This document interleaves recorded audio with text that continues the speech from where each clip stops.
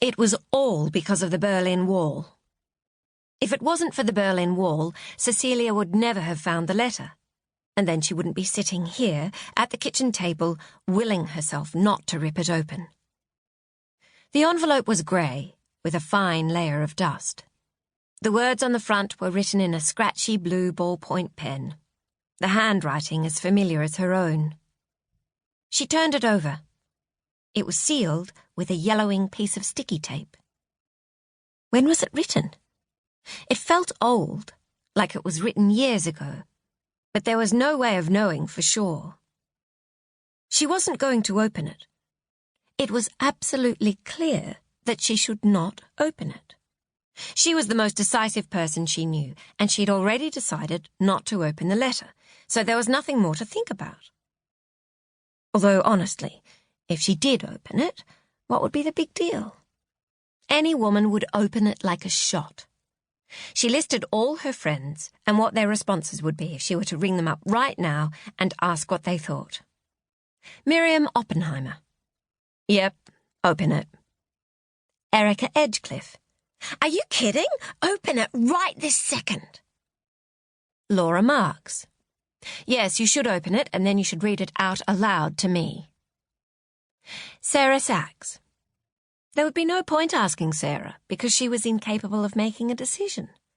If Cecilia asked her whether she wanted tea or coffee, she would sit for a full minute, her forehead furrowed as she agonized over the pros and cons of each beverage before finally saying, "Coffee. No, wait, tea." A decision like this one would give her a brain seizure. Mahalia Ramachandran. Absolutely not. It would be completely disrespectful to your husband. You must not open it. Mahalia could be a little too sure of herself at times with those huge brown ethical eyes. Cecilia left the letter sitting on the kitchen table and went to put the kettle on. Damn that Berlin Wall, and that Cold War, and whoever it was who sat there back in 1940, whenever it was, mulling over the problem of what to do with those ungrateful Germans. The guy who suddenly clicked his fingers and said, "Got it, by Jove. We'll build a great big bloody wall and keep the buggers in." Presumably he hadn't sounded like a British sergeant major.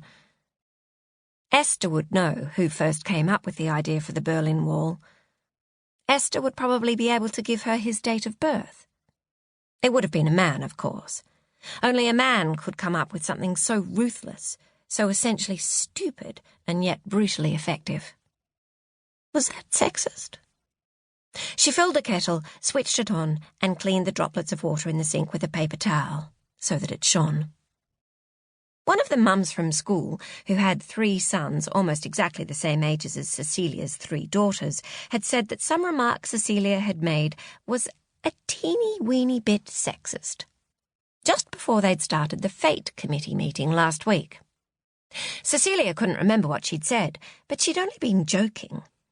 Anyway, weren't women allowed to be sexist for the next 2,000 years or so, until they'd evened up the score? Maybe she was sexist. The kettle boiled. She swirled an Earl Grey tea bag and watched the curls of black spread through the water like ink. There were worse things to be than sexist. For example, you could be the sort of person who pinched your fingers together while using the words teeny-weeny. She looked at her tea and sighed. A glass of wine would be nice right now, but she'd given up alcohol for Lent. Only 6 days to go.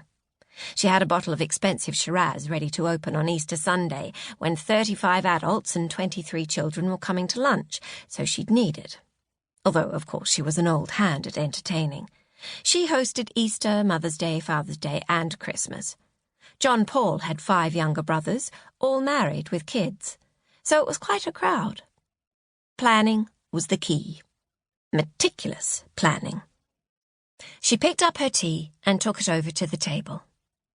Why had she given up wine for Lent? Polly was more sensible. She'd given up strawberry jam. Cecilia had never seen Polly show more than a passing interest in strawberry jam, although now, of course, she was always catching her standing at the open fridge staring at it longingly. The power of denial.